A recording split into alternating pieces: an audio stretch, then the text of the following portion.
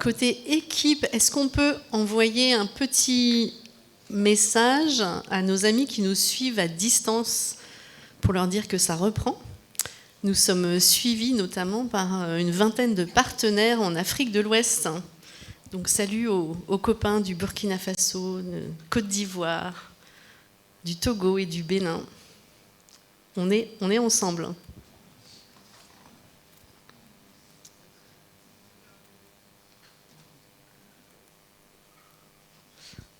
Bon, voilà, super.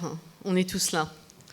Bon, alors vous l'avez compris, on a dû adapter un petit peu l'animation de cette table ronde parce que notre monsieur loyal de la chaire UNESCO Alimentation du Monde, Damien Conaré, a eu un petit souci. Il a dû rentrer à Montpellier car son fils a eu un accident, mais on a eu des nouvelles là à la pause et ça va. Donc c'est une bonne nouvelle. Donc voilà, je vais animer cette table ronde et on va avoir le plaisir d'entendre donc Céline Péloquin, qui est agricultrice et directrice des fermes de Chassagne. On va écouter également Laurana Vincent, déléguée générale de VRAC France, Elisabeth Laville, cofondatrice du cabinet Utopie, Christophe Alliot, cofondateur du BASIC, et Éric Sargiacomo, qui est député européen et qui sera lui en visio. L'objectif de cette table ronde, c'est d'explorer collectivement les contours d'un nouveau pacte alimentation qui permettrait de concilier l'accès universel à une alimentation durable et de qualité, la juste rémunération des agriculteurs et des agricultrices et la transition agroécologique. Et on le sait, pour être au contact de ces thématiques au quotidien, la quadrature du cercle n'est pas évidente. L'idée, c'est de réfléchir avec des gens experts de ces sujets qui travaillent au quotidien, chacun dans leur champ d'expertise, et de travailler à des modes de coopération entre acteurs publics, entreprises, monde agricole et société civile. Chacun a des regards complémentaires. Et leur regard, leur expertise vont aussi évidemment éclairer nos travaux de collectif du commerce équitable. C'est aussi pour ça qu'on organise ces assises, pour apprendre, pour approfondir, pour améliorer notre analyse et notre capacité de décryptage des enjeux. Et donc c'est exactement ce qu'on va faire dès maintenant. Céline, tu peux prendre un micro sur la table. Est-ce qu'on peut donner un micro à Céline ? Céline qui est agricultrice et dont la ferme est insérée dans une et même plusieurs filières de commerce équitable. Est-ce que tu peux nous décrire un petit peu ton parcours, ta situation, nous dire comment les fermes de Chassagne vous travaillez cette question des coûts de production durables, et comment vous arrivez à les répercuter sur vos clients, et qu'est-ce que le commerce équitable vous a apporté, qu'est-ce que ça permet, notamment dans vos projets, dans vos ambitions de transition écologique. Ton regard de terrain nous intéresse, Céline. 7 minutes. Ah, est-ce que... Oui, voilà. 7 minutes. C'est ça. Donc Céline Péloquin, je suis directrice d'un groupement de producteurs, 30 fermes associées, basé dans le sud-ouest et qui a 30 ans d'histoire. Un groupement de producteurs qui s'est structuré autour de la valorisation de l'ensemble des productions des fermes, en particulier la relocalisation de la production de légumineuses à graines. Donc j'ai vu toutes les études, et notamment celle de l'IDRI, montrent que les légumineuses à graines ont un grand avenir devant elles, donc on a fait le bon choix. Mais c'est vrai que la naissance de ce groupement est déjà née il y a 30 ans pour répondre à une agression, entre guillemets, d'une mondialisation extrêmement forte et d'importation de légumineuses à graines bio depuis le Canada, la Chine, l'Europe de l'Est. Et donc on a, voilà, c'est un chemin de croix, on va dire, pour garder la ligne et résister. Ça a été dit, hein, la mondialisation, elle écrase beaucoup les filières de production, que ce soit agricole, mais aussi industrielle et commerciale.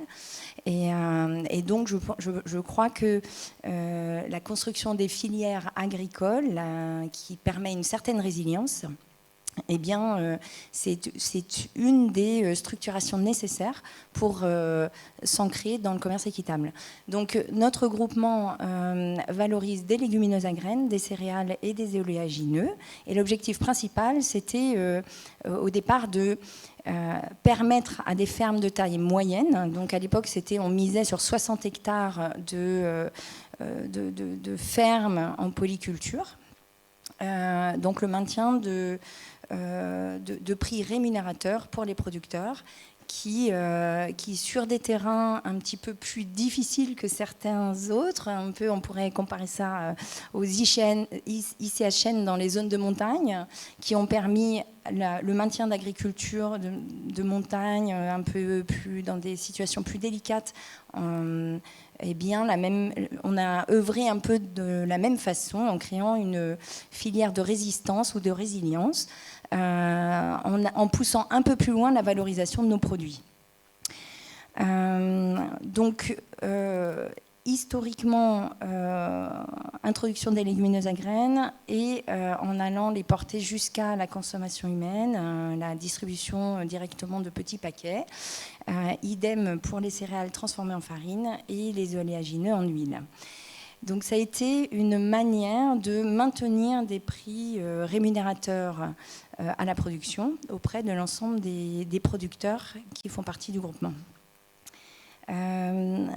La création de la filière commerce équitable France a en fait révélé cette démarche engagée et a été vécue comme une reconnaissance pour la première fois de la démarche forte qui avait été portée par ce groupement.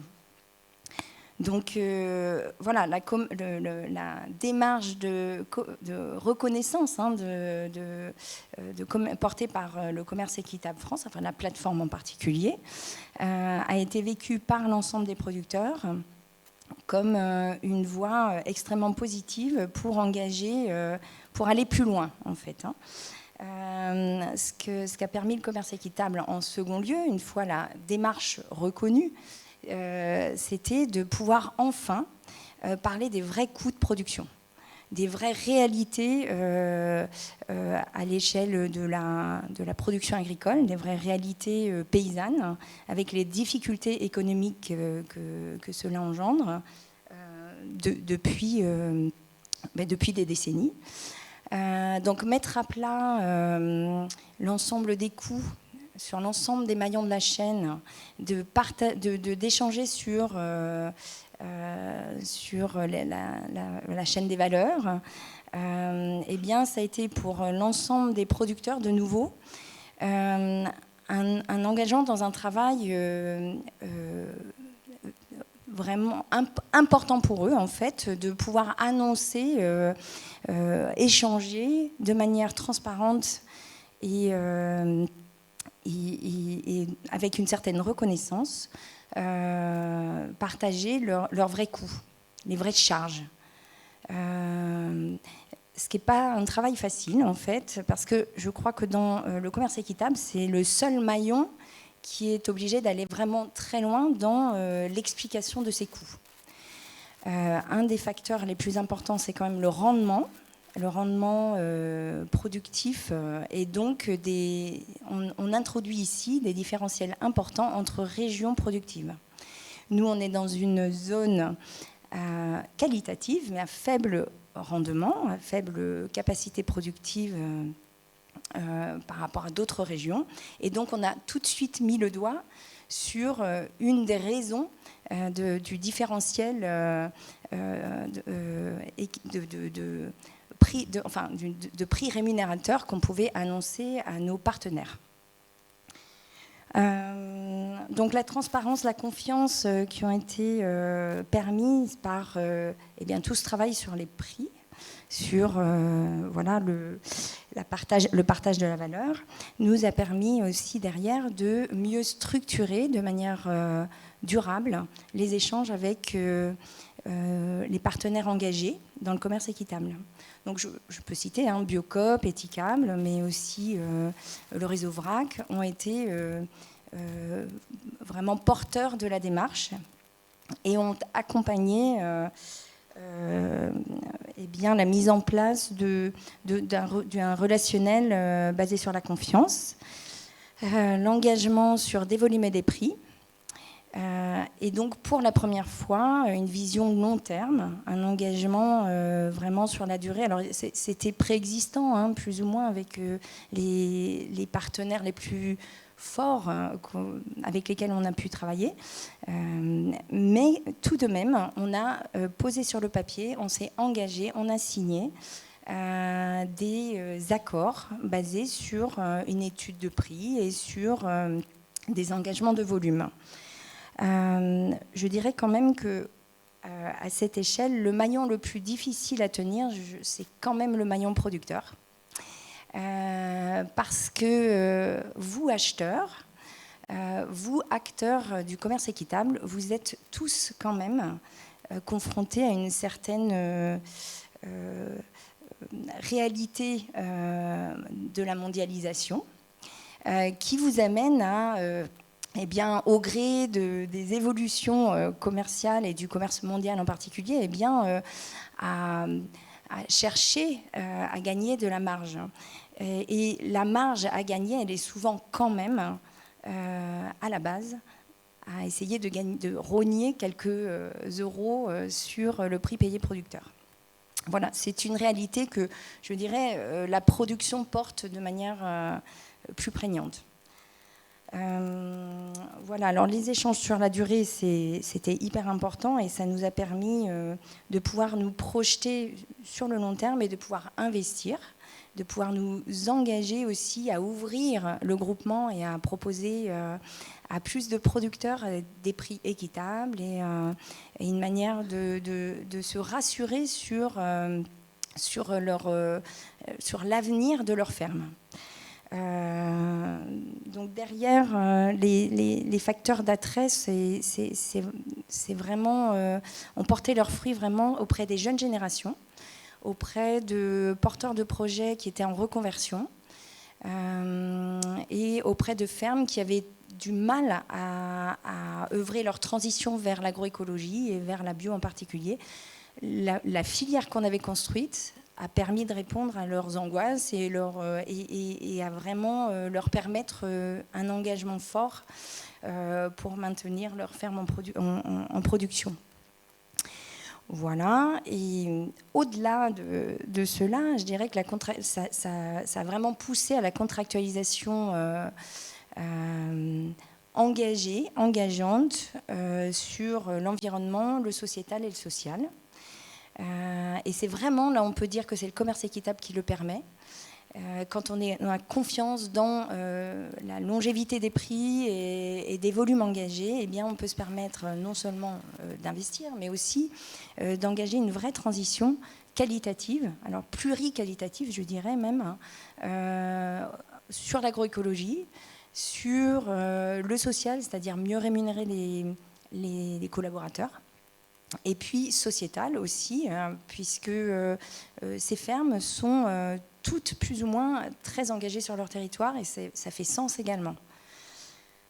Donc le bonheur d'être paysan, la fierté aussi que cela procure de pouvoir dire on va plus loin, on fait de la bio mais on va aussi plus loin dans nos engagements, on plante des haies, on accueille des ruches et on s'engage auprès des citoyens. Vraiment, c'est le commerce équitable qui le permet, je pense. Alors nous, à l'échelle de notre groupement, on est seulement à 25% de commerce équitable, d'engagement signé, on va dire. On engage, on paye de manière équitable l'ensemble des volumes avec nos associés et avec nos partenaires apporteurs. Donc je dirais que ça fait 45 producteurs engagés. Mais on a un petit peu encore de mal quand les cours baissent à faire le forcing sur le maintien des prix auprès de vous, acheteurs. Voilà. Mais on se fait vraiment... pour nous, le plus important, hein, c'est le facteur numéro 1 de notre existence, de la construction de cette filière, c'est le maintien d'un prix juste, rémunérateur pour nos producteurs. Voilà.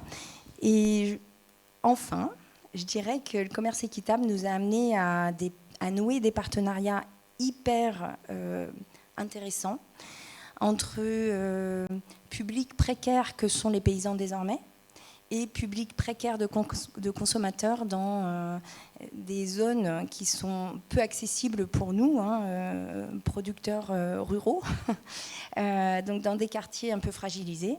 Grâce à des soutiens de l'État, certes, mais quand même dans l'envie de collaborer entre ville-campagne et entre publics précaires. Et notamment pouvoir offrir, alors c'est une grande fierté chez nos producteurs, hein, de pouvoir offrir une alimentation de qualité, non seulement à des publics qui en ont les moyens, mais aussi à des publics qui sont hyper concernés par la qualité, le bien manger et qui n'y ont pas vraiment accès ou qui ne savent pas comment y accéder. Donc, on en parle. Je crois que on a notamment la collaboration avec VRAC France ici qui en est le témoin, mais des publics de VRAC Bordeaux sont venus nous rencontrer. On est aussi allés à leur rencontre. C'était hyper riche, hyper positif, et ça permet vraiment un retour sur image très valorisant. Voilà. Merci beaucoup Céline pour ton témoignage.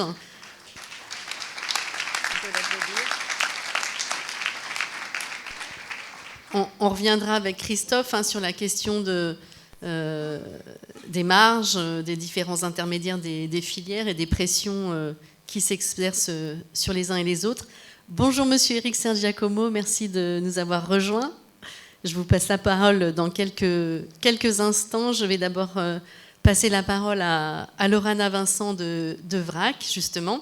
Donc vous êtes déléguée générale de ce modèle qui vise à lutter contre les inégalités d'accès à l'alimentation durable. Et nous, on aimerait bien savoir comment vous faites, qu'est-ce que vous faites, et aussi comment vous conciliez accessibilité de l'alimentation avec juste rémunération des agriculteurs, à partir de votre expérience dans les quartiers populaires notamment.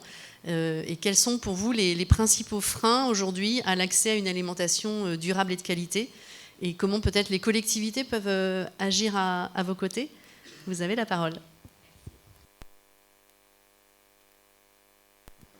Merci. Alors, peut-être déjà, je vais tout d'abord vous présenter VRAC. VRAC, c'est l'acronyme pour vers un réseau d'achat en commun. Et on est un projet de justice alimentaire, qui s'inscrit vraiment dans une perspective de justice sociale et de justice environnementale. Et on initie des groupements d'achat dans les quartiers populaires, dans les banlieues, pour répondre à une double injustice pour les habitants de ces quartiers.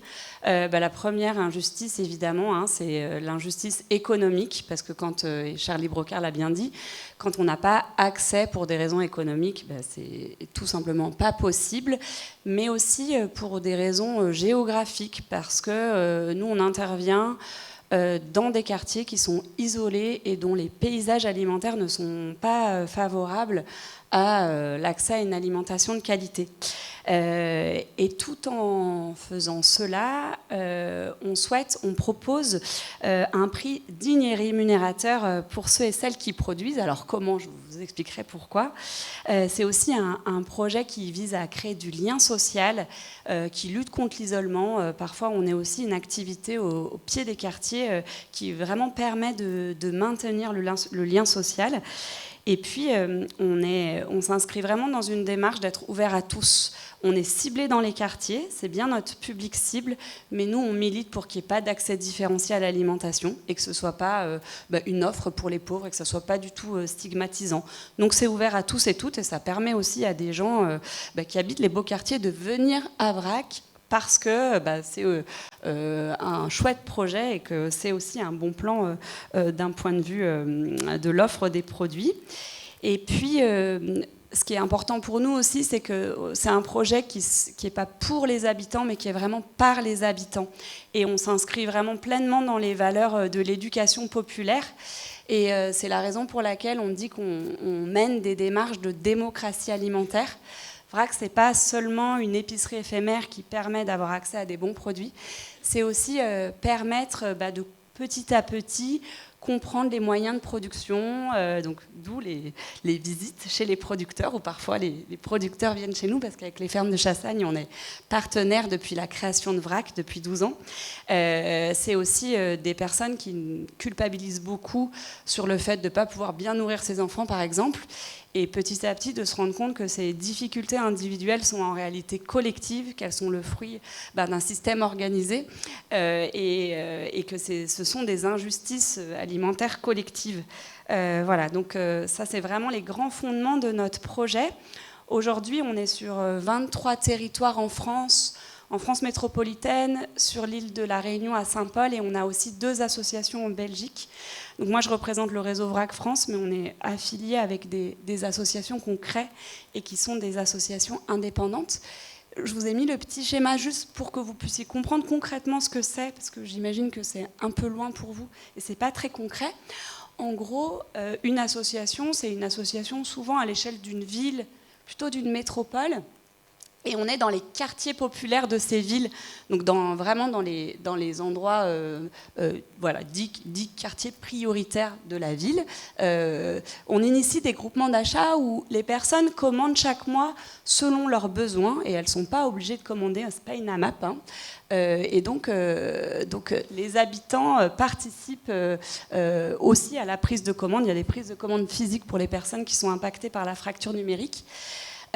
L'équipe salariée regroupe les commandes, donc on fait une commande groupée, c'est ce qui permet aussi de limiter les coûts. On achète en gros et on achète des produits qui ne sont pas nécessairement locaux, hein. On a aussi des produits qui viennent de loin et des produits qui sont labellisés commerce équitable de France, mais aussi de loin. Et on achète directement, donc ce qu'on peut acheter en local, on l'achète en local, mais aussi de loin, à des prix digne et rémunérateur, mais du coup, pour qu'il soit accessible, subventionné.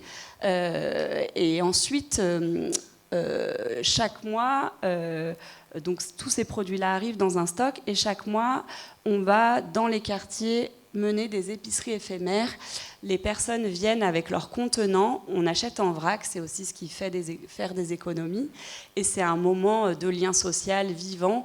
Chez nous, on dit qu'il n'y a pas de bénévoles, en fait. Il n'y a pas d'un côté des bénévoles et des bénéficiaires. En fait, toute personne qui adhère au projet peut donner un coup de main, être un bénévole en puissance. Et du coup, il y a une très forte fluidité. Et c'est aussi ce qui permet le contre-don. Dans l'aide alimentaire, ce qui peut être violent aussi, c'est de ne pas pouvoir rendre. Et là, nous, à Vrac, c'est vraiment une auto-organisation. Et voilà, c'est ce qui fait aussi la particularité de notre projet. Donc peut-être vous dire comment dans notre modèle on concilie cette accessibilité à une alimentation juste et une digne rémunération des agriculteurs. Peut-être vous dire que déjà le modèle Vrac, il est assez frugal dans son fonctionnement. Donc je viens de le dire, pas d'emballage, on achète en gros, donc on réduit les coûts de transport. Surtout le coût des salariés et de notre logistique, il n'est pas impacté sur le prix coûtant producteur. Donc on va chercher des subventions publiques par ailleurs pour financer nos salaires, notre stockage, nos livraisons des derniers kilomètres. Et donc ça c'est important. Et puis on se fait prêter des lieux. Les épiceries c'est une fois par mois et on est dans un centre social du quartier, une maison de quartier, un local prêté par un bailleur social ou par la ville. Et donc ça c'est des lieux gratuits, donc ça réduit aussi les coûts. Et enfin, là, pendant des années, on a fonctionné donc avec ce prix coûtant producteur et ça fonctionnait. Il y a eu le Covid, il y a eu l'inflation alimentaire très très forte qui a impacté le budget des ménages modestes, parce qu'on sait bien que l'alimentation, c'est la variable d'ajustement des ménages, et notamment des ménages modestes. Et donc est arrivé le Fonds Mieux Manger pour tous, qui est un fonds de l'État du ministère des Solidarités, qui nous a financé, puisqu'on est habilité aide alimentaire, et qui nous a permis de réduire le coût de ces produits de moins 10% pour tous les habitants des quartiers sur du déclaratif, jusqu'à moins 50% quand on était en gros concerné par les minima sociaux. Donc voilà, ce tiers financeur, ça permet de résoudre l'équation insoluble de prix digne et rémunérateur d'un côté et prix accessible de l'autre. Peut-être vous dire 2 mots sur les effets sur les producteurs. Nous, on s'inscrit dans des partenariats de long terme, Céline l'a dit, et donc, y compris quand il y a des aléas climatiques, on ne lâche pas nos producteurs. Voilà. Et en contrepartie, nos grossistes ou nos producteurs en direct, ils s'engagent, souvent ils font aussi des efforts sur les prix, mais nous, l'idée, c'est absolument pas de tirer les prix vers le bas. Et c'est toujours nos partenaires qui fixent les prix des produits. Depuis qu'on est rentré dans ce système du Fonds Mieux Manger pour tous, nos ventes ont explosé de 72%. Donc ça nous a bien challengé sur le terrain. Mais du coup, ça a permis, par exemple, à Strasbourg, il y a une productrice d'œufs qui a dû acheter 6000 poules pour Vrac Strasbourg. À Rennes, il y a un maraîcher qui a un quart maintenant de sa production qui est pour Vrac. Je disais 8 tonnes au moins de légumineuses achetées aux fermes de Chassagne dans différents vracs. Et il y a une très forte fierté des producteurs et des productrices à vendre leurs produits, tu pourrais peut-être en témoigner, à des personnes qui n'auraient pas les moyens sinon d'acheter ces produits-là et de ne pas vendre non plus qu'à un public privilégié. Et ça, c'est très fort.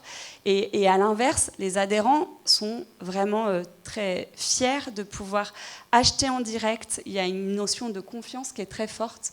Et ça, c'est vraiment très intéressant, cette fierté réciproque. Peut-être vous dire 2 mots sur les freins. Il me reste combien de temps? 2 minutes 2 mots sur les freins à partir de notre expérience de terrain, de qu'est-ce qui empêche aujourd'hui les freins d'accès à une alimentation durable et de qualité. Évidemment, on en a déjà beaucoup parlé, Charlie en a parlé, mais le frein économique, c'est quand même le premier frein. Nous, on a des personnes qui nous disent, qui ont témoigné, et notamment pendant l'inflation, de dire 5 fruits et légumes par jour, pour nous, c'est pas possible. Donc, effectivement, c'est très violent. Et symboliquement, c'est très violent. Moi, je dois choisir entre acheter de temps en temps des fruits ou acheter de temps en temps de la viande, mais je peux pas faire les deux. Il y a des personnes qui nous disent faire 3 supermarchés pour pouvoir économiser 40 centimes ou 20 centimes sur un produit. Il y a aussi des freins géographiques. Il y a des personnes qui nous disent moi, je fais 1h30 de trajet de transport en commun pour pouvoir acheter des produits frais dans un autre quartier. Ça a été vraiment des témoignages assez récurrents. Et puis, il y a aussi des freins symboliques.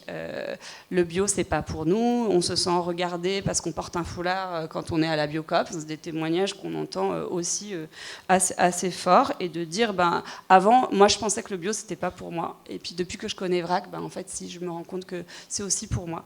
Voilà. Et donc, j'insiste sur la dimension aussi des injonctions contradictoires des messages de santé qui sont extrêmement violents. Quand on a le sentiment de ne pas pouvoir justement mettre en œuvre ces messages de promotion de la santé. Et enfin, comment les collectivités elles peuvent agir à nos côtés. Donc les collectivités, c'est des partenaires quand même majeurs de nos projets parce qu'on ne s'implante jamais comme des ovnis sur un territoire en fait. Il y a toujours tout un écosystème qui préexiste au territoire. Et donc les collectivités, elles peuvent déjà nous prêter des locaux, nous mettre en lien avec tout l'écosystème qui est préexistant et aussi parfois l'écosystème filière, et je pense aux projets alimentaires territoriaux. Et puis les collectivités, elles soutiennent fortement et majoritairement les projets VRAC locaux. Super, merci beaucoup. Je pense qu'on peut applaudir Loana. Merci pour ce témoignage. Alors, on a écouté le maillon production, le maillon consommation. Elisabeth Laville, vous accompagnez la transformation des modèles d'affaires des entreprises depuis On essaie. Depuis plus de 30 ans. Donc les entreprises de l'agroalimentaire, mais aussi les distributeurs. Et alors, qu'est-ce que vous observez? Qu'est-ce qui, pour vous, sont des freins, mais surtout des stratégies gagnantes pour pouvoir se transformer? Puisqu'on voit qu'il y a quand même un certain nombre de freins pour mettre en cohérence une production rémunératrice et une consommation durable. C'est quoi vos recommandations aujourd'hui? Alors, ça fait beaucoup de questions pour 7 minutes. Il y a plus que 7 questions que tu me poses dans 7 minutes. Néanmoins, comme j'ai été un peu au courant, j'ai noté 3-4 trucs que je voulais partager avec vous. Déjà, peut-être l'idée que, et je trouve que le témoignage qu'on vient d'entendre est très emblématique de ça, c'est qu'il y a un récit qui oppose la précarité des uns à la précarité des autres. Et en fait, on voit bien qu'en fait, tout ça est très interdépendant et d'une certaine façon, c'est mieux si on veut résoudre le problème. Et que le mieux-disant social et le moins-disant, pardon, c'est vrai dans l'autre sens aussi, le moins-disant social est un moins-disant environnemental. Enfin bref, c'est un moins-disant pour tout le monde, y compris dans, si je tire le fil jusqu'au bout, les conditions de travail que ça crée dans les boîtes qui se font en permanence, la course au volume, la course au plus bas prix, etc. Donc il y a aussi un récit autre à... Enfin, je ne pense pas que le récit soit la clé de tout, mais je pense que c'est quand même très important. C'est pas du blabla, le récit, c'est comment on raconte la vision du monde ou le monde qu'on propose. Et je pense que donc l'idée que c'est possible de réconcilier les deux, et même que ça, en fait, ça va ensemble, c'est extrêmement important. Et pour ça, il faut aussi qu'on ait des exemples à montrer, parce qu'il n'y a que ça, en vrai, qui convainc un chef d'entreprise, c'est de montrer qu'il y en a au moins un autre, voire plusieurs autres, peut-être même loin dans le monde, qui font déjà, qui marchent bien, etc. Tu parlais des freins, Julie, je pense que le frein principal, c'est cette idée que le consommateur ne va pas suivre. Au-delà de, évidemment, une espèce d'obsession pour le court terme qui frappe le monde contemporain et notamment le capitalisme. Donc ça, c'est vraiment cette idée que les gens ne sont pas prêts à... Les gens, d'ailleurs, étant jamais celui qui vous parle, hein, ni sa famille, ni des gens qui connaissent, et toujours d'autres gens qu'on n'a jamais vus. Donc un peu cette espèce de rémanence d'un truc horripilant des années 60-70 qui était la représentation de Madame Michu, vous voyez, qui est une consommatrice que personne ne connaît, mais dont tout le monde vous parle, et notamment quand il s'agit de justifier des décisions plus ou moins sensées. Donc il y a cette dimension-là, je vais y revenir, et une autre dimension, c'est l'architecture des systèmes, c'est-à-dire qu'on a aujourd'hui une architecture commerciale, en tout cas dans les réseaux principaux, qui ne sont pas vrac, hélas, où l'architecture globalement du choix est faite pour pousser les produits moins-disants, c'est-à-dire les systèmes de promotion, les systèmes de tête de gondole, de prospectus, de newsletter. Enfin, si on regardez, il y a une très bonne étude du réseau Action Climat là-dessus, sur la façon dont l'offre de la grande distribution est présentée. Alors eux, ils ont notamment regardé les produits bas carbone, mais en fait, ça revient au même, parce que là aussi, c'est interdépendant. Et on voit que, ok, il y a de plus en plus d'offres bas carbone, végétales, etc. Mais ce n'est pas ceux-là qui sont mis en promo, et c'est systématiquement l'architecture commerciale qui drive le choix, ne va jamais vers ces produits-là. Donc ça, c'est quand même un énorme problème. Et les acheteurs de la grande distribution notamment restent incentivés sur des choses qui n'ont rien à voir avec ce dont on parle, etc. Bon. Donc une fois qu'on a dit ça, quelles sont les possibles solutions ? D'abord l'idée que le vrai verrou, je pense, le vrai frein, c'est pas la demande ou le fait que les consommateurs soient prêts ou pas prêts, puisque dans les études on voit qu'ils le sont en général, mais l'environnement d'achat, donc l'architecture du choix, je pense que ça c'est important, parce que sinon on renvoie toute la responsabilité. Et moi, j'ai souvent eu ces discussions-là avec des enseignes, ou des marques d'ailleurs, mais toute la responsabilité est renvoyée aux gens qui ne sont pas prêts à, sans considérer la marge de manœuvre qu'eux ont pour le faire. J'entendais l'autre jour une étude qui disait que plus d'un Français sur deux pense que consommer responsable coûte cher. Bon, donc ça, c'est un sujet. Après, coûte cher, il faut regarder de quoi on parle. Il y a tout le gisement d'argent du gaspillage alimentaire, y compris chez les plus démunis, qu'on peut quand même mobiliser pour essayer de consommer autrement. Il y a le gisement des promotions, justement, et de ce qu'on évoquait là, mais en grande surface, des promotions qui, si on les flèche sur ces produits qui sont un peu plus chers, font baisser les prix. Clairement, le gisement du vrac, Biocop l'a montré. Si on veut vendre des produits qui sont mieux-disants et un peu plus chers à des étudiants ou à des gens qui ont moins de moyens, le vrac est une bonne façon de le faire. Enfin, il y a quand même plein de moyens qu'on peut mobiliser. Je n'ai pas l'impression que de manière générale, ces moyens-là soient mobilisés dans les enseignes, en tout cas dominantes. Voilà, donc les choix, enfin, il y a une excellente étude de l'IDRI que vous connaissez sûrement qui s'appelle « Quand on peut, on veut », qui inverse donc cette logique qui consiste à dire « Ah, mais si les gens voulaient, ils le feraient ». Non, en fait, on montre que l'architecture du choix fait qu'ils ne peuvent pas le faire et que par contre, si on leur met les conditions, c'est-à-dire le produit visible, en promotion, en tête de gondole, avec des points de fidélité ou je ne sais quoi, et ben ça marche beaucoup plus. Donc ça, c'est le sujet quasiment marketing de la chose. Puis il y a un sujet un peu plus neuroscientifique, neurobiologique, qui est que moi j'ai toujours dit à mes clients, on a les consommateurs qu'on mérite, au moins pour partie. C'est-à-dire que selon la façon dont les marques, les distributeurs, les pouvoirs publics parlent aux gens, en fait, ces fameux gens, on conditionne aussi leur réaction. Autrement dit, Madame Michu étant chacun d'entre nous, c'est une partie de notre cerveau. Et si on parle aux gens comme s'ils étaient débiles, incapables de comprendre, incapables de faire les bons choix et incapables de mettre les moyens qu'ils ont là où sont leurs priorités, eh ben, on obtient le résultat qu'on redoute, c'est-à-dire qu'on cultive dans le cerveau.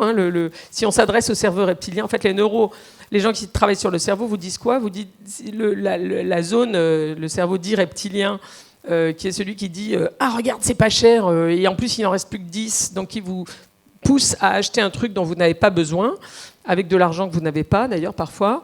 Bon bref, si je m'adresse aux gens en sollicitant cette zone-là, eh ben quelle que soit la personne, intelligente ou pas, c'est pas le sujet, cultivée ou pas, c'est pas le sujet, l'individu auquel vous vous adressez ne peut répondre qu'avec la zone que vous avez activée. Ça veut dire aussi que si vous vous adressez à lui comme si, ou à elle, comme s'il était intelligent, donc en parlant plutôt à la zone préfrontale, alors la personne répond avec cette zone préfrontale. Et ça, c'est hyper important, parce que ça veut dire qu'il faut toujours postuler que les gens à qui on s'adresse sont capables de comprendre, sont capables de faire le bon choix, etc. Donc le problème n'est pas seulement est-ce que les consommateurs veulent changer, mais aussi quel type de consommateurs nos systèmes commerciaux fabriquent-ils chaque jour, ou font émerger, ou développent chaque jour. Voilà. Après, les stratégies gagnantes, elles sont assez simples. Il y a plein de leviers, y compris, alors j'adore l'exemple de vrac, mais il y a plein de leviers dans la grande distribution aussi, pour rendre accessible une offre qui est plus chère. On peut, j'ai parlé du vrac, on peut faire des éco-recharges, par exemple, ça coûte moins cher, les achats sans emballage, etc., etc. Évidemment, les promotions responsables, donc la mise en avant compte. On peut mettre en place une stratégie de lutte contre le gaspillage alimentaire, parce que ça dégage quand même 30-40% du budget alimentaire pour acheter des produits mieux-disants. D'ailleurs, les études montrent aussi que, par exemple, nous, on avait travaillé avec Fleury Michon à un moment, les gens jettent beaucoup plus du jambon pas cher que du jambon de porc noir de Bigorre. Donc finalement, si vous achetez plus cher, vous avez... Non mais, donc ça veut dire que si vous achetez des produits plus chers, vous y faites plus gaffe et vous les jetez moins. Donc on peut aussi... enfin, le pont avec le gaspillage alimentaire est intéressant. Il y a aussi la question des filières d'économie circulaire. On peut avoir des filières de bioéconomie qui tirent le maximum des ressources qu'on a, quelles qu'elles soient, pour, j'en sais rien, comme nos filters, faire des soupes ou des jus à partir des cartes de tri ou de produits que les producteurs n'arrivent pas à vendre. Bon, tout ça, ça contribue à créer de la valeur, à faire des produits moins chers, etc. Bref, il y a une tapée de moyens à la disposition de la grande distribution, dont j'ai l'impression qu'on ne se sert pas ou très peu. Enfin, nous, on a travaillé avec Leclerc à La Réunion sur comment on nourrit tout le monde avec des bons produits, etc. On avait fait la longue liste des moyens disponibles. Je ne suis pas sûr qu'il y en ait beaucoup qui aient été mis en œuvre. On a eu ces mêmes discussions avec Système U il y a 2 ans, quand il dit « Ah là là, les gens n'ont plus les moyens d'acheter ». On dit « Mais si, en fait, il y a des moyens que vous pouvez déployer pour les aider à ». Et en fait, ça ne se fait pas beaucoup. Et puis, il y a peut-être du côté du positif. Je sais qu'Auchan avait d'ailleurs, il y a quelques années, lancé une zone vrac dans laquelle il n'y avait d'ailleurs pas de produits ni bio ni équitables de mémoire. C'était vraiment les produits de base, mais il n'y a pas de raison de ne pas faire aussi ces zones-là, et puis de les mettre plutôt, comme fait Biocoop, en entrée de magasin qu'au fond du magasin, un peu dégueulasse, etc. Mais pour être positif, j'ai vu l'autre jour que, vous avez peut-être vu, ce Carrefour a lancé dans ses négociations avec ses fournisseurs un truc qu'ils ont appelé les Sustainability Linked Business Plans, donc l'idée que dans les négociations commerciales, Carrefour demande à ses principaux fournisseurs de s'engager, en fait ils se co-engagent sur 3 objectifs qui pour l'instant sont des objectifs plutôt environnementaux, donc la réduction des émissions de CO2, etc., réduction du plastique, etc. Mais il n'y a pas de raison que demain, dans ces discussions commerciales, on n'ait pas aussi des éléments sur l'équité, entre guillemets, ou la labellisation de l'offre, etc., etc. Donc je pense qu'il y a vraiment plein de moyens qui sont à disposition, dont on sait que ça marche, et qui pour l'instant ne sont pas déployés. Il y a un sujet vraiment clé pour les distributeurs, pour les marques aussi, mais surtout en distribution. C'est ce que les anglo-saxons appellent le choice editing, c'est-à-dire l'idée qu'il faut arrêter de dire vous avez le choix entre des produits responsables et des produits qui ne le sont pas, mais de resserrer progressivement sur uniquement des offres responsables et de réouvrir le choix entre des offres responsables. C'est-à-dire, on voit ça un peu chez Monoprix, a fait pas mal ça à un moment, et quand vous allez sur les œufs, vous avez des œufs bio, maintenant des œufs équitables, des œufs d'Île-de-France, des œufs... Bon, il y a plus de basico-basiques qui sont équitables pour personne. Donc vraiment, cette question du choice editing, c'est connu, c'est documenté depuis des années, c'est vraiment une stratégie qui fonctionne. Il faut continuer à espérer qu'un jour, ça va se produire dans les grandes enseignes. Voilà. Mais c'est vrai qu'on voit, dès qu'il y a une espèce de remontée d'une crise quelconque, alors c'est vraiment le retour des atavismes horribles de « Ah non, mais les gens ne sont pas prêts, les gens ne veulent pas, les gens ne vont pas comprendre, les gens ceci », sans leur parler de qu'est-ce que serait une solution pour... Enfin, les éco-recharges, alors c'est moins sur les produits alimentaires, mais les éco-recharges, les produits multi-usages, il y a 1000 façons de rendre des produits accessibles à tout le monde qui sont très peu développés, même dans les marques distributeurs. Voilà. Je ne sais pas si j'ai répondu à ta question. Bah oui, bon. carrément. Ah bon, c'est un beau programme de travail pour les acteurs de commerce équitable.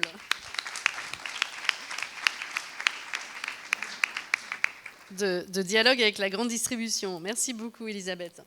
Christophe Alliot du Basic. Donc, tu es un expert des analyses des chaînes de valeur et des coûts cachés. Qu'est-ce que cette expertise te fait dire aujourd'hui sur les verrous finalement au changement d'échelle des démarches d'alimentation durable et qu'est-ce qu'on peut faire pour lever ces verrous? Merci beaucoup Julie, bonjour à toutes et tous. En 2 mots, donc je m'appelle Christophe Alliot et je représente ici une coopérative de recherche et d'études qui s'appelle le BASIC, Bureau d'analyse sociétale d'intérêt collectif. Pour rebondir sur le bâton que tu me proposes, Julie, je vais faire écho à ce que disait Dominique Potier en introduction de cette journée, mais aussi ça va prendre la suite de ce que nous disait Elisabeth. On va parler verrou, plus que frein, verrou, et je vais parler système, donc règles du jeu. Y a-t-il des problèmes de règles du jeu, auquel cas ça va toucher à la question du politique et de sa responsabilité, et du coup j'espère que ça fera le lien avec l'intervenant d'après.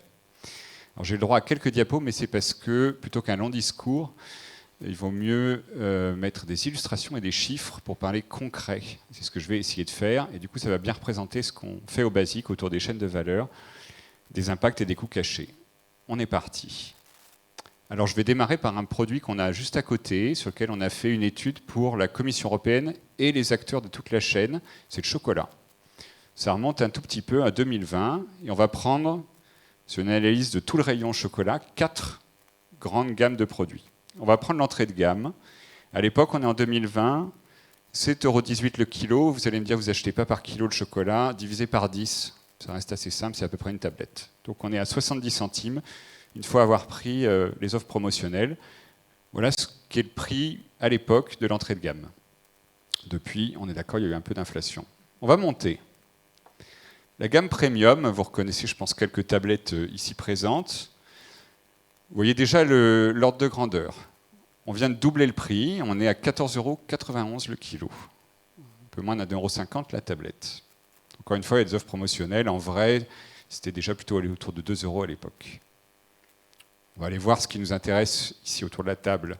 Les marques indépendantes de commerce équitable, qui font aussi de la bio. 23,21 € le kilo. 2,30 € à l'époque à peu près. Vous avez des experts dans la salle. Et on va aller voir le dernier éléphant dans la pièce qui nous manque pour bien comprendre ce qui se passe. La marque distributeur, en l'occurrence bio ici, parce que c'était l'une des plus répandues. Tiens, donc les marques Leclerc, Carrefour, on redescend à 14 €, c'est le même prix que le premium qui est juste à côté. Maintenant, on va rentrer dans le détail. On repart à gauche. Comment se décompose cette valeur? C'est une partie très particulière et un peu innovante qu'on fait, pour bien comprendre ce que je vous montre. En bas, en rouge, sont les cacaoculteurs en Côte d'Ivoire, en Équateur, au Ghana.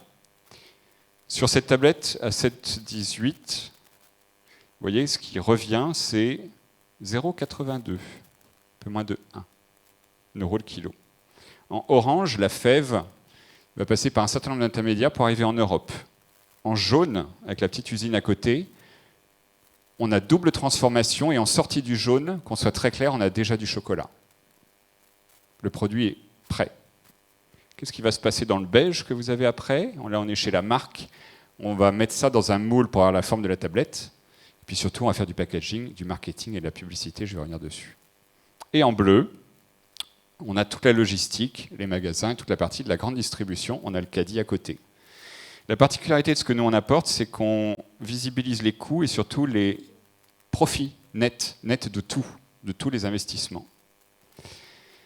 L'entrée de gamme est à perte. Sur chaque tablette, donc on est à peu près sur 20% des ventes du rayon, on est sur chocolat noir ici, il y a 15 centimes de perte parce que ça ne couvre pas tous les coûts. Vous me direz, mais il y a une loi qui interdit ça. Non, elle interdit de vendre moins cher que ce qu'on achète à l'industriel. Elle n'interdit pas. Elle n'oblige pas de couvrir ses coûts, c'est bien tout le problème de la grande distribution. Du coup, comment elle fait? On va aller voir le premium. Voilà à quoi ressemble le premium. Regardons bien ensemble. Pour qu'il n'y ait pas d'équivoque en bas, en rouge, vous allez avoir l'impression que l'agriculteur touche plus. Non, il touche exactement le même prix, alors que la tablette est 2 fois plus chère. Ce qui se passe, c'est qu'à gauche, vous avez 45% de cacao, à droite, vous avez 70%. Vous avez plus de cacao, donc plus d'argent, qui revient à la partie agricole, mais au kilo, ça ne change rien. L'agriculteur n'en voit pas la couleur.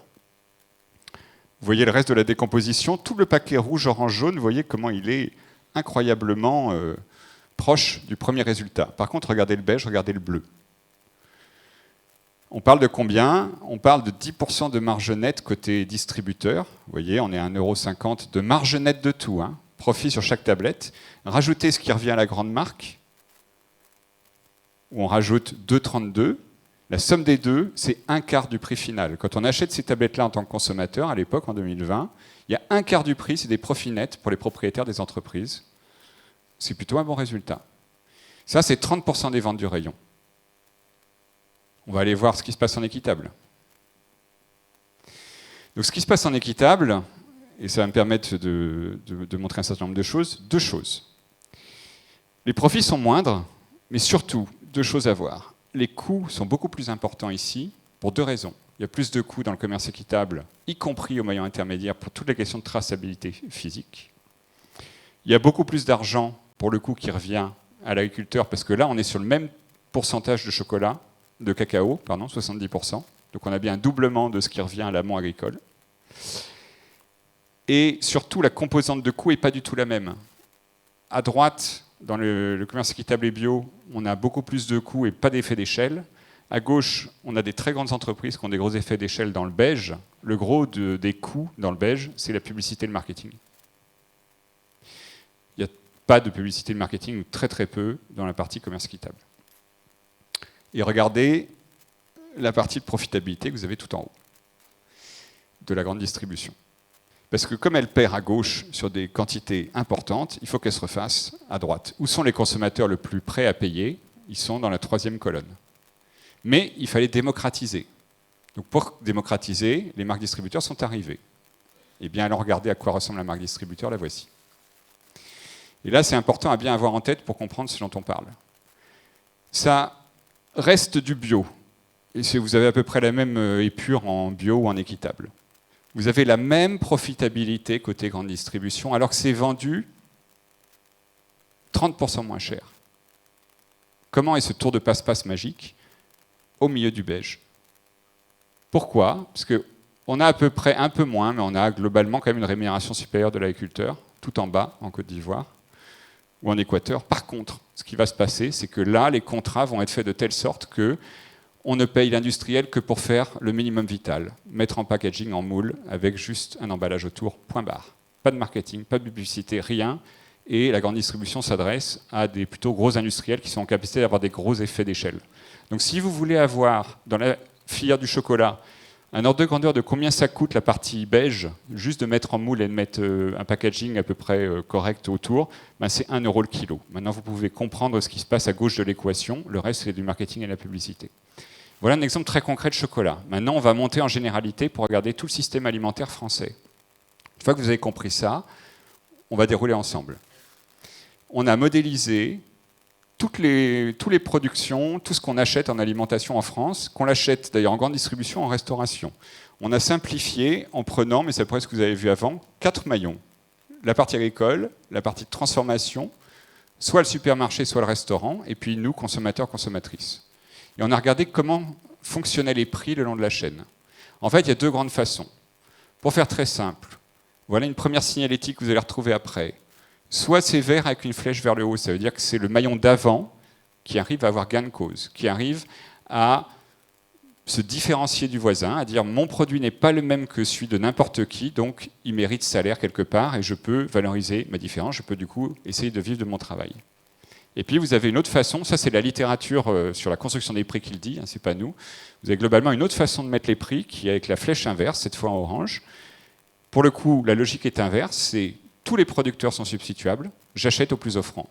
Tu n'es pas d'accord sur le prix, je prends à ton voisin. Le voisin n'est pas d'accord, j'en prends sur un troisième, il y a toujours quelqu'un pour me donner au prix que je veux, qui bien sûr va de pair avec une concentration du pouvoir de l'acheteur, qui est celui qui pose problème aujourd'hui. Et quand on rajoute dessus, il ne faudrait pas l'oublier, la demande des actionnaires de retour sur investissement.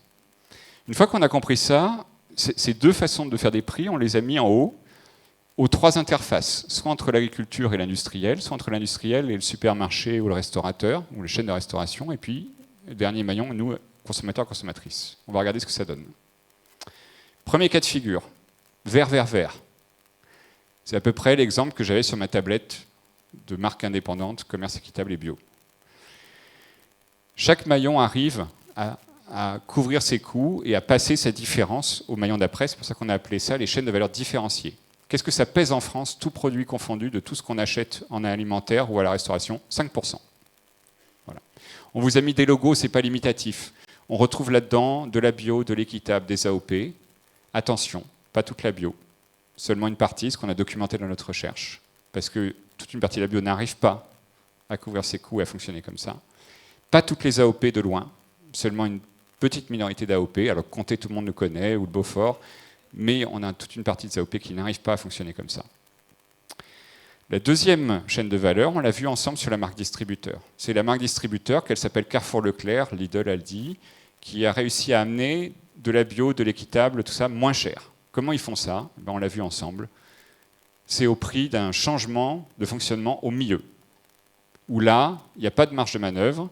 La lucrativité, elle existe, mais elle est très faible. Elle est imposée par la grande distribution ou la chaîne de restauration. C'est peut-être 1% de marge nette, pas plus. Et on est au coût réel et au taquet bas de ce qu'on peut faire. Du coup, en l'état actuel, ça rémunère quand même mieux en amont. Peut-être pas tout à fait de la même façon que le premier, mais pas loin.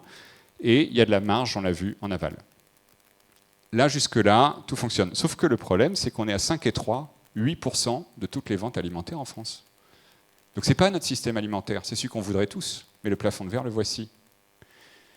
Alors, la fameuse alimentation pas chère. Si on dit, mais on a plein de gens en précarité, Madame Michu, tout le monde voudrait que tout soit pas cher. Ok, ça existe. Orange, orange, orange. Les premiers prix.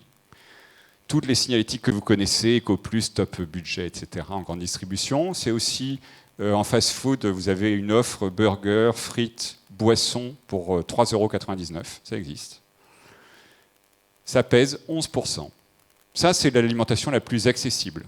Alors bien sûr, elle a beaucoup de conséquences, parce que ce n'est pas pour rien qu'on arrive à des prix aussi bas.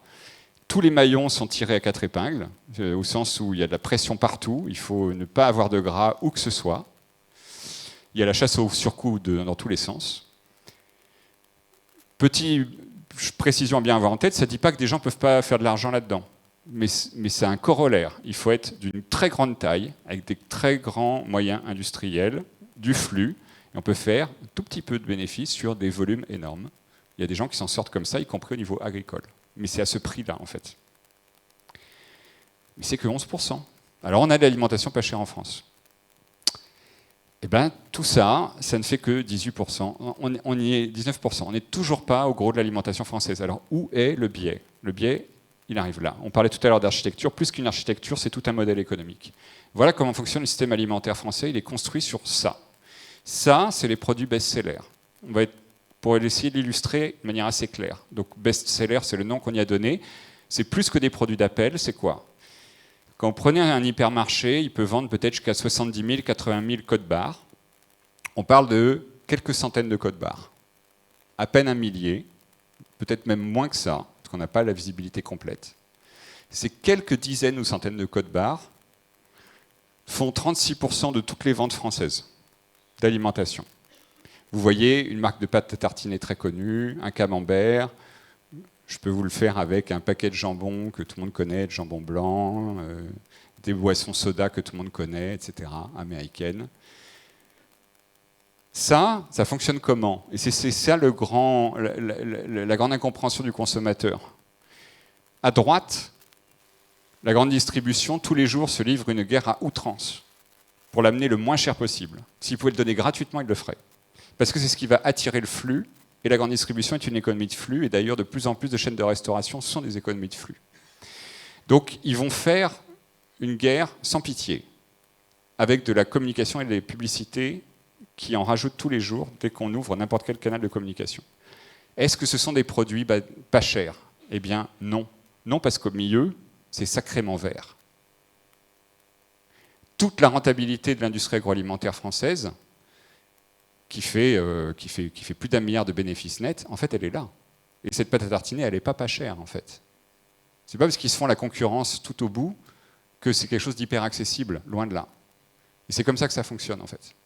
Mais du coup, dans une équation pareille, quand vous mettez à la place des chaînes de restauration ou de la grande distribution, il faut se refaire, parce qu'on ne peut pas rentabiliser un modèle économique avec ça. Du coup, vous avez tout le reste des produits. Et tout le reste des produits, c'est notamment les marques distributeurs qui peuvent être faites aussi par des grands groupes. Et là-dessus, tout d'un coup, les derniers maillons vont se refaire pour trouver leur équilibre. C'est ça le fonctionnement qu'on a actuel du système alimentaire. Mais du coup, il est fondamentalement construit à 80% sur les 2 derniers cas de figure. Qu'est-ce qu'on voit ressortir de ce modèle économique ? C'est que quand on regarde tout à gauche, l'argent, il ne percole pas. Il n'y a aucun ruissellement. Il n'y a aucun ruissellement puisque c'est même conçu pour ça depuis 50 ans, depuis 60 ans. Depuis que le système a été mis en place, il a déconnecté la matière première agricole de ce que nous consommions. Nous consommons du contenu en marketing et en publicité. La matière première, on met les agriculteurs en concurrence. En France, alors qu'ils n'ont pas les mêmes réalités. Au niveau européen, alors qu'ils n'ont pas du tout les mêmes coûts de production. Au niveau mondial, c'est encore pire. Et il y a toujours quelque part quelqu'un qui est prêt à accepter un prix pas cher parce qu'il n'a pas le choix. C'est comme ça que c'est construit. Par contre, en aval, nous, on a une sacrée construction de valeur et création de valeur, mais elle ne redescend pas. Et elle est liée au marketing et à la publicité. On a mis pas mal de temps à reconstituer ce chiffre. 5,5 milliards d'euros de publicité chaque année, juste de publicité, qui sont le fait de l'agro-industrie, des supermarchés et des chaînes de restauration. Le budget de l'État français pour l'éducation à l'alimentation, qu'on appelle tous de nos voeux, 5 millions d'euros. 5 millions d'euros par l'État français, 5 milliards d'euros chaque année de publicité qui nous dit « Viens chez moi, c'est moins cher ». Et c'est pour ça que c'est désirable. Donc c'est micro-David, méga Goliath, sauf si les pouvoirs publics commencent à venir réguler.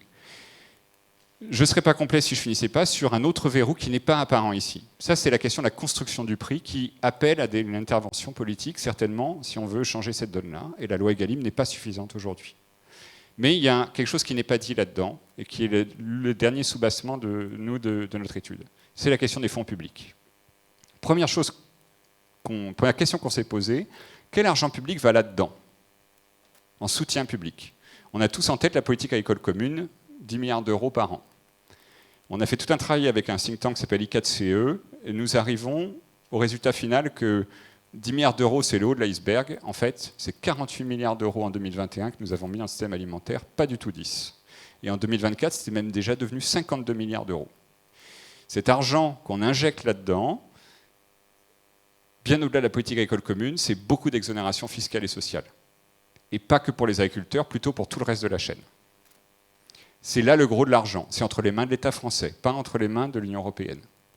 Et on rajoute à ça tout un tas de subventions, etc. La bonne nouvelle, on a aussi les collectivités locales qui investissent beaucoup via la restauration collective. Mais la question qu'on s'est posée, à qui va cet argent? Alors, sur les 48 milliards de 2021, il y a 40 milliards d'euros en haut qui va à tout le paquet orange qu'on a en bas là, qui ne rémunère pas les agriculteurs. 40 milliards d'euros de soutien public. Beaucoup ou pas beaucoup? On a été comparé avec les bénéfices nets cumulés de tous les acteurs de la chaîne hors agriculture. On a été prendre toute la partie de transformation industrielle, que ce soit des petites ou des grandes entreprises. Pareil sur les distributeurs, les magasins, et pareil sur les restaurateurs. Tout ce monde-là, ensemble, ne fait que 28 milliards d'euros de bénéfices nets, qui remontent à leurs propriétaires et actionnaires. 40 milliards de notre argent public de contribuables, 28 milliards de bénéfices. Maintenant, on y va. Sans notre argent public, il n'y a pas de bénéfice. L'un est dépendant de l'autre aujourd'hui. Bien sûr, si on enlevait cet argent du jour au lendemain, il y aurait une augmentation des prix. Ça n'en resterait pas à l'équation actuelle, donc ce n'est pas ça le sujet. Mais par contre, c'est de prendre conscience d'une chose, c'est qu'on nous parle tous les jours de secteurs dont on a des champions. En fait, une autre illustration possible, c'est n'est-on pas face aujourd'hui plutôt à la sidérurgie des années 90, c'est-à-dire un système entier qu'on tient à bout de bras avec de l'argent du contribuable, qui ne tient pas la concurrence et la compétitivité européenne, avant même de parler du Mercosur, européenne à nos portes. Parce qu'on a des acteurs encore plus gros, qui ont investi massivement, et nos entreprises d'ailleurs sont déjà à cette échelle européenne et ne s'arrêtent absolument pas à nos frontières. Or, dans cette concurrence-là, on n'a pas les atouts, si on laisse faire avec des frontières ouvertes telles que c'est fait aujourd'hui. Donc on est obligé de subventionner autant qu'on peut pour tenir tout ça à bout de bras, puisque sinon on va perdre les 3 millions d'emplois qui sont derrière, et ça on ne peut pas se le permettre, c'est 10% de l'emploi salarié en France. Donc on est coincé. Et vous êtes où, pour une bonne partie d'entre vous dans la salle, vous êtes en bas. Seulement 3 milliards d'euros pour les chaînes de valeur différenciées, dont le commerce équitable, la bio, les AOP, les AMAP, les circuits courts. C'est pas beaucoup, enfin en tout cas il y a une question légitime, est-ce que c'est le bon équilibre, 3 milliards par rapport à 40 qu'on met en haut? Et puis, les bénéfices nets des acteurs de ces chaînes-là, c'est à peu près égal à ce qu'ils touchent en argent public, parce qu'il n'y a pas de choix, il faut être rentable. Et en bas, il n'y a pas le luxe de pouvoir bénéficier de tout le système qui va en la faveur de ces chaînes de valeur-là. Pour finir, on est face à quoi, du coup, si on veut regarder le verrou? L'État, désolé, ça a bougé, l'État et les collectivités injectent 48 milliards chaque année. Dans quoi? Dans des chaînes de valeur plutôt orange, qui ne donnent pas leur chance à la partie agricole et qui construisent de la valeur qui est captée par certains. Désolé, décidément, c'est en passant le petit schéma. Comme nous l'a dit Charlie ce matin, ces chaînes de valeur, ce n'est pas anodin. Elles ont des conséquences. Là, vous voyez une représentation des limites planétaires et la question des planchers de droit. Comprennent toutes les questions de limites planétaires, comprennent les questions de santé, bien évidemment, comprennent les questions de rémunération digne et suffisante, de conditions de travail, de cohésion sociale, de souveraineté. En fait, on n'y est pas et ça se dégrade. Puisque ces chaînes de valeur qui sont organisées avec ce système économique, elles vont de pair avec cette dégradation. C'est la pression sur les salaires, ce sont des produits trop gras, trop sucrés, trop salés. C'est tout ça qui alimente le moteur tel qu'il est fait aujourd'hui. Et tout ça, ça a une autre addition que je vous rajoute à la première. Il y en a pour 19 milliards d'euros pour faire face aux conséquences négatives du système tel qu'il est. Donc on injecte 48 milliards et on paie les pots cassés toujours en tant que contribuable avec des dépenses sonnantes et trébuchantes sur la sécurité sociale, sur les dépenses à tous les niveaux de la hiérarchie administrative. Tout ça en bas, à l'époque où on nous dit que nous avons un problème de dette publique, oui, en effet. On en a pour 67 milliards d'euros dans le système alimentaire français tel qu'il est fait aujourd'hui. La question est, quitte à mettre de l'argent, si je le prends en bonne nouvelle, est-ce qu'il ne faut pas l'utiliser autrement, conditionner ce qu'on donne et limiter l'addition qu'on se reprend en boomerang, parce que le cercle est vicieux, il s'alimente et il augmente tous les ans. En conclusion, tout ça qui est une étude qu'on a faite et rendue publique l'an dernier, on le transforme en observatoire permanent, donc pour faire une petite annonce, pour le début de l'année prochaine qu'on coporte avec l'Institut Veblen, donc transformer ça en un rendez-vous annuel. On va mettre à jour ces chiffres et on l'espère avoir un consortium d'organisations autour pour pouvoir porter ça dans le débat public. Donc à commencer, rendez-vous début 2027 et porter ça, on l'espère, dans le cadre à commencer de la campagne présidentielle.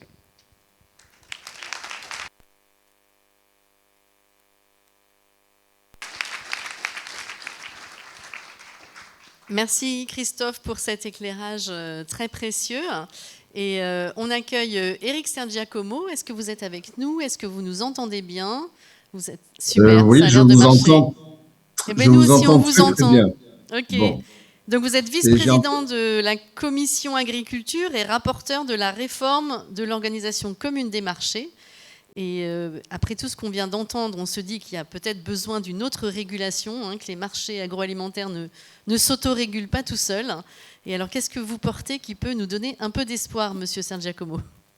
J'ai entendu, et c'est l'avantage d'intervenir en dernière position, énormément de choses qui ramènent aux besoins de régulation, en particulier sur la dernière intervention. Et contrairement à ce qu'on a pu faire depuis 30 ans, depuis 92 avec la nouvelle PAC, puis l'intégration des produits alimentaires dans l'Organisation mondiale du commerce, se dire que pour que cela fonctionne, il ne faut pas simplement laisser les marchés faire, puisque le principe des marchés, c'est que certains acteurs sont là pour en tirer évidemment les dividendes les plus élevés au détriment d'un certain nombre d'acteurs de la chaîne de valeur et aussi du consommateur. Donc la nécessité d'une intervention publique sur donc l'alimentation et sur la production agricole.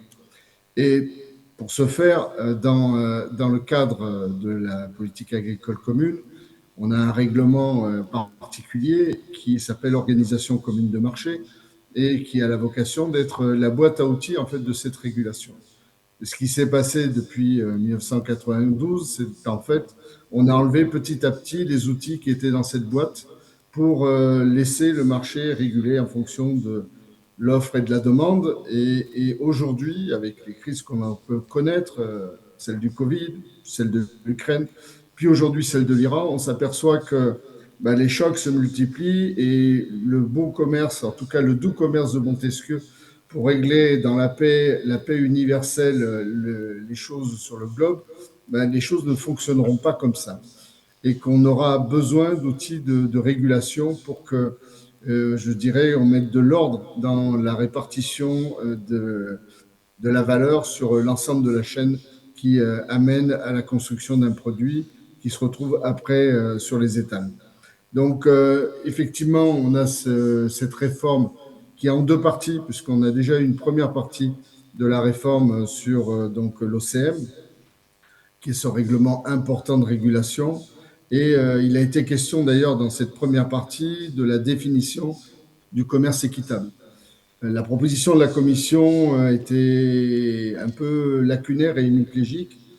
On a essayé de mettre, on va dire, plus de contenu dans cette première définition, mais pour l'instant, je dirais que le chemin est à moitié parcouru et pas totalement. Et notamment sur l'exigence d'avoir une certification extérieure pour les produits, que l'on puisse garantir aux consommateurs que la réalité du caractère équitable donc, du produit à l'intérieur de la chaîne de valeur. Et ça, c'est un élément fondamental. Alors, la Commission nous dit qu'elle peut, et c'est ce que dit le règlement OCM, dans le cadre des règles internationales, y compris de certification, par des actes délégués, pouvoir résoudre ce problème. Bon, il se trouve qu'on aura une deuxième partie sur le règlement OCM, dont je suis rapporteur là, et je crois que ça sera l'occasion peut-être de rectifier cette lacune qui est celle de cette définition incomplète aujourd'hui du commerce équitable. Parce que moi, j'ai envie de dire, le commerce équitable, quelque part, c'est ce qu'on attend de toute chaîne de valeur. Est-ce que les décideurs publics devraient attendre du fonctionnement des chaînes de valeur? Aujourd'hui, en France, on a imaginé Egalim, mais Egalim, finalement, n'inclut pas tous les acteurs de la chaîne. Et imagine que le premier acteur de la chaîne, qui est le producteur, bénéficiera d'un échange via, finalement, le ruissellement. Et moi, personnellement, je n'y crois pas. Donc, on a besoin que on puisse organiser l'ensemble de cette chaîne de façon équitable et que le producteur touche sa part équitable de la production du produit final. Donc ça me paraît un élément important à remettre en place dans cet OCM et qui concerne donc directement le commerce équitable en France et ailleurs. Après, il faut faire le lien aussi avec d'autres éléments de régulation qui ne sont pas l'OCM, mais qui sont aussi d'autres règlements qui, pour moi, viennent percuter cette définition. C'est d'autres éléments, comme par exemple, vous savez, j'ai entendu d'ailleurs que l'État français n'utilisait que 5 millions pour l'éducation à l'alimentation. Il y a un programme qui s'appelle School Scheme à l'échelle européenne, et la particularité, chaque État a une enveloppe, et que la France aujourd'hui n'utilise que 25% de cette enveloppe. Donc non seulement les moyens sont limités, mais lorsqu'on a des moyens, nous ne les utilisons pas à fond. Donc il y a aussi une question directe de responsabilité et de volonté politique derrière ça. À côté de cela, nous avons des pays qui l'utilisent complètement, cette enveloppe, et qui, dans le cadre de l'OCM, puisque ça fait partie des sujets qui sont posés sur la table par la Commission, sont très vigilantes sur le fait que l'Europe garantissent à 100% ces enveloppes-là pour les différents pays de l'Union européenne. Nous, on se contente essentiellement via ce School Scheme de faire de l'information sur l'alimentation. Là où d'autres vont utiliser pour vraiment avoir une logique d'achat, et notamment dans les cantines scolaires, pour permettre l'accès à un certain nombre d'éléments d'alimentation pour les scolaires via cette enveloppe de School Scheme. Je pense notamment aux pays de l'Est pour lesquels cette enveloppe est déterminante. Et donc, ça sera aussi un enjeu européen et un enjeu national de faire que cette enveloppe subsiste, qu'elle soit 100% sur des fonds européens, mais qu'également on l'utilise à plein dans le cadre scolaire français. Ça me fait penser aussi que là, on a une autre règle qui doit être modifiée prochainement, qui est celle des marchés publics.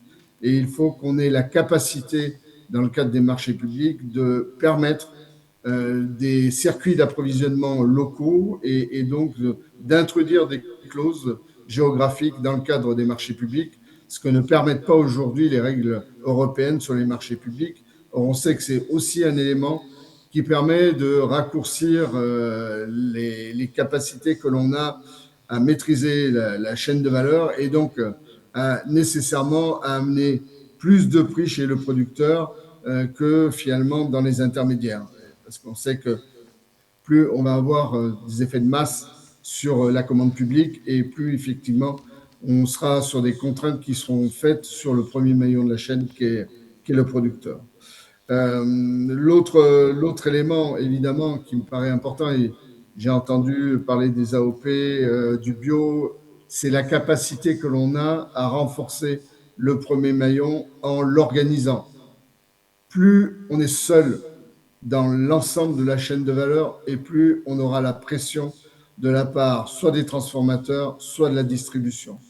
Donc, ce qu'on peut analyser lorsqu'on compare la France à d'autres pays, c'est que globalement, nous sommes faibles sur notre capacité à mettre en place et à conforter les organisations de producteurs.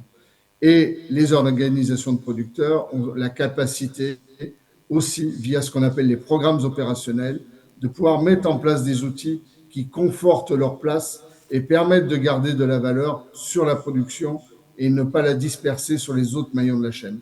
C'est un élément indispensable. Mais sachez par exemple que dans la programmation actuelle de la PAC, là où on autorise 3% des dépenses du premier pilier pour aller sur le financement des organisations de producteurs, enfin, et donc des programmes opérationnels, aujourd'hui, la France n'en utilise que 0,5.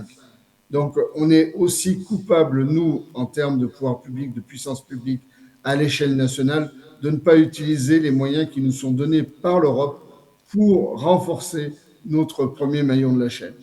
Après, nous avons dans la chaîne de valeur un maillon qui a une énorme capacité de réaction et qui fait preuve d'une agilité remarquable à chaque fois qu'une nouvelle disposition réglementaire se met en place.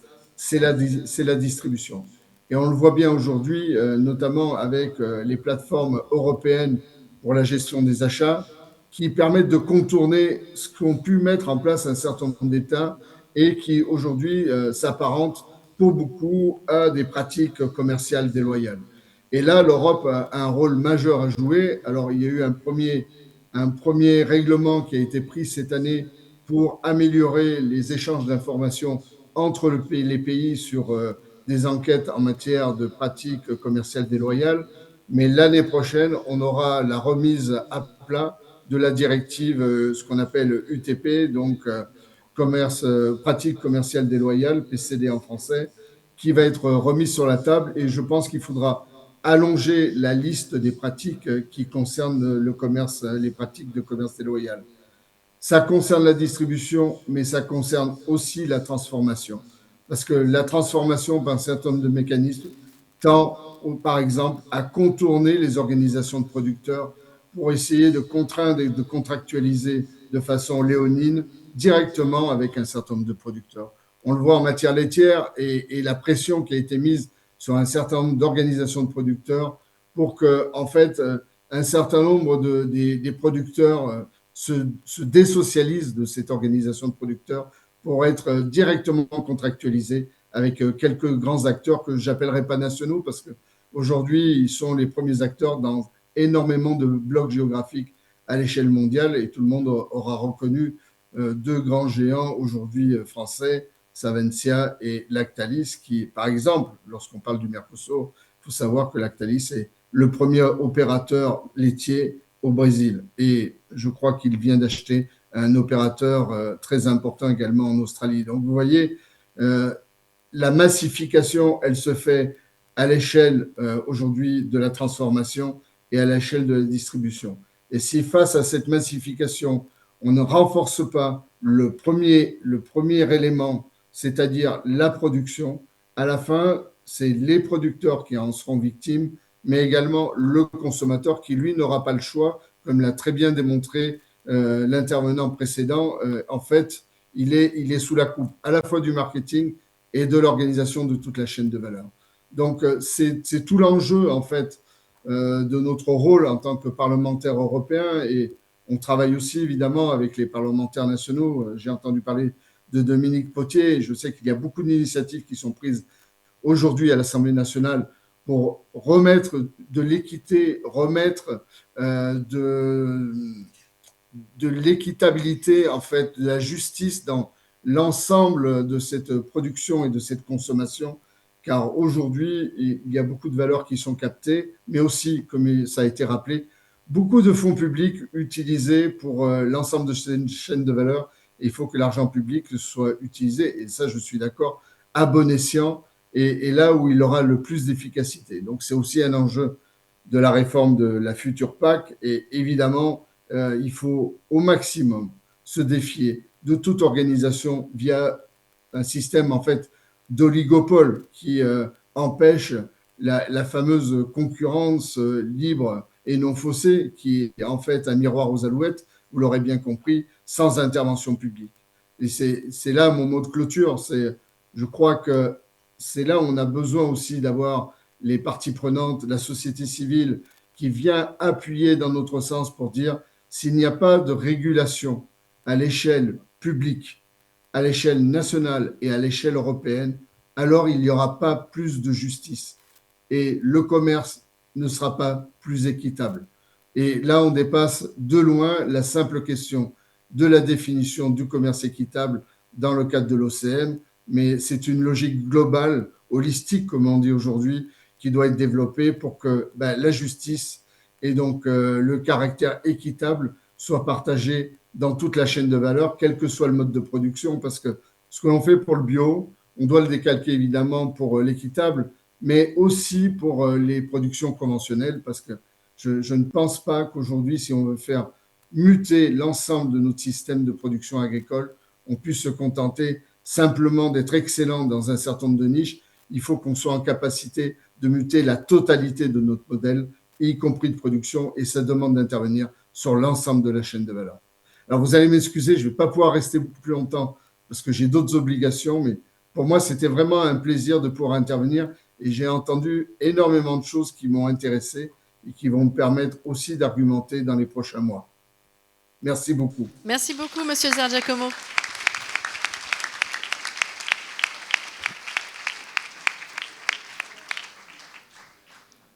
Merci à tous. Vous avez été passionnants et j'ai été assez nulle pour maintenir le temps. Et donc, il va falloir s'ajuster. Je vais vous demander quand même à chacun un mot de la fin sous forme de proposition de chantier. À votre avis, en 2 mots ou en 2 phrases, de quoi on a vraiment besoin pour se diriger vers un système alimentaire équitable, durable et accessible. Céline, tu commences ? Je m'adresse à Monsieur Giacomono. Pardon. Eh bien, hyper classique, mais je pense qu'il faut que les aides de la PAC soient réorientées vers nos modèles bio, équitables, locaux. Moi, je reviendrai sur ce que j'ai dit tout à l'heure. On a besoin de repenser l'architecture du choix et de pouvoir réorienter l'ensemble du système de promotion, de mise en avant, de valorisation des offres en rayon, notamment dans la grande distribution, vers les offres qu'on voudrait voir se développer et pas vers le -10 systématiquement. Ça fait la suite des 2 précédents, c'est contribuer à un plaidoyer à la fois sur la réorientation des soutiens publics vers des filières qui sont rémunératrices pour toutes et tous tout le long et durables, mais aussi provoquer un changement de construction de prix et de marge de bout en bout.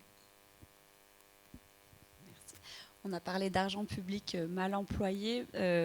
Moi, je recommanderais le fait aussi de pérenniser, d'augmenter les fonds publics qui permettent des tiers financeurs et qui permettent une tarification sociale pour qu'aux 2 bouts de la chaîne, il n'y ait pas des précarités qui s'opposent. Merci beaucoup. Et je pense qu'on peut les applaudir bien fort. Merci à vous.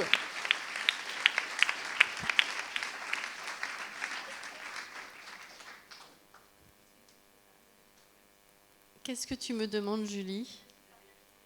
Non, il est parti, Monsieur Sergiacomo. Non, je suis encore là pour quelques secondes. Vous êtes encore là, pardon. Comme la première intervenante faisait appel à moi sur les modalités de régulation de la future politique agricole commune et on va dire un changement de modèle, oui, alors il faut plafonner, oui, il faut faire du dégressif pour les aides découplées à l'hectare parce que le modèle ne pourra pas fonctionner et si on veut pouvoir réorienter une partie des fonds, il faut déjà commencer par cela. Mais ça ne suffira pas et je pense nécessaire de remettre des outils de régulation tels que les stocks stratégiques et les stocks alimentaires et également remettre en place un certain nombre de prix de référence. Aujourd'hui, ils sont beaucoup trop bas par rapport aux coûts de production et il faut envoyer un certain nombre de messages au marché, que ce soit, je dirais, le second maillon de la transformation et celui de la distribution, en garantissant des prix d'intervention qui soient à 70-80% des prix de revient agricole, si on veut qu'il y ait un tout petit peu d'équité dans la façon dont on fonctionne et qu'on ait un filet de sécurité qui soit garanti aux agriculteurs, quel que soit le type d'agriculture dont on parle. Voilà. Je crois que c'est les chantiers qui sont devant nous et on aura besoin de tout le monde et de votre appui, de l'Institut Veblen et quelques autres avec qui on a l'habitude de travailler. Merci beaucoup. Merci beaucoup.